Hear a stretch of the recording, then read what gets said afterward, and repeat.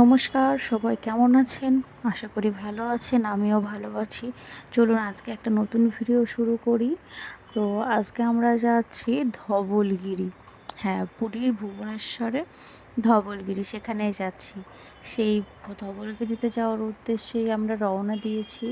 তাও পৌঁছেই গেছি আমরা। এই যে ধবলগিরি দেখতেই পাচ্ছ তোমরা, এটা একটা বৌদ্ধ মন্দির। এই মন্দিরটা খুব অনেকটা উঁচু। এই উঁচু মন্দিরে একদম উঁচু থেকে পুরো ভুবনেশ্বর শহরটাকে দেখা যায়। তো আমরা এই মন্দিরের বাইরের দিকটাও খুব সুন্দর, অসাধারণ সুন্দর, দেখতেই পাচ্ছ।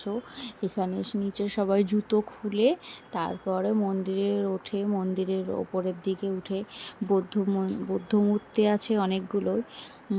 সামনে দেখতেই পাচ্ছ দুদিকে দুটো সিংহ আছে। এখানে লোকজনেরা সব ছবি তুলছিল, আমারও ইচ্ছে হচ্ছিলো ছবি তুলি, আমিও তুলেছিলাম ছবি। তাই এত পরিমাণে রোদ ছিল যে তাকানো যাচ্ছিল রোদের দিকে। আর এই সিঁড়িগুলো খুব গরম ছিল। এই যে আমরা উপরে উঠে পড়েছি, তোমরা দেখতেই পাচ্ছ দেওয়ালের গায়ে নানা রকম বৌদ্ধদের অনেক কিছু খোদাই করা আছে।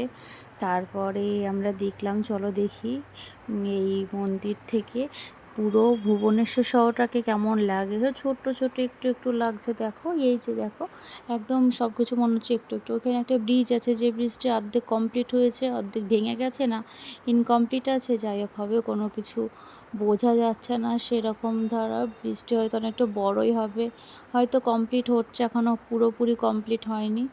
সে যাই হোক, ওখানে নদী আছে একটা, সেটাও ভালো বোঝা যাচ্ছে, কিন্তু অনেক নিচে, অনেকটা নিচে। এটা তো পাহাড়ের ওপরে মন্দিরটি। তো দেখতেই পাচ্ছ এই সিংহ আছে, বেশ মাঝে মাঝে বসানো আছে সিংহের মূর্তি। এখানে একটি গৌতম বুদ্ধ আছে। তো এখানে হয়তো কোনো কিছু লেখা আছে যেটা আমি খেয়াল করিনি, সে যাই হোক।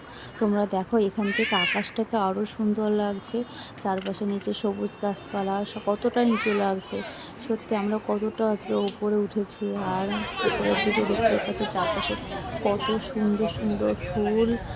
আর আরও সামনের দিকে এখানে ভুবনেশ্বরের এখানে এয়ারপোর্ট আছে, সেটাও দেখা যাচ্ছিল, কিন্তু সেটা অনেকটা দূরে ছিল, ক্যামেরায় সেটা সম্ভব হয়নি দেখানো। সে যাই হোক, তো তোমরা দেখো চারপাশে সত্যি মেঘটাও এখানে খুব সুন্দর লাগছে।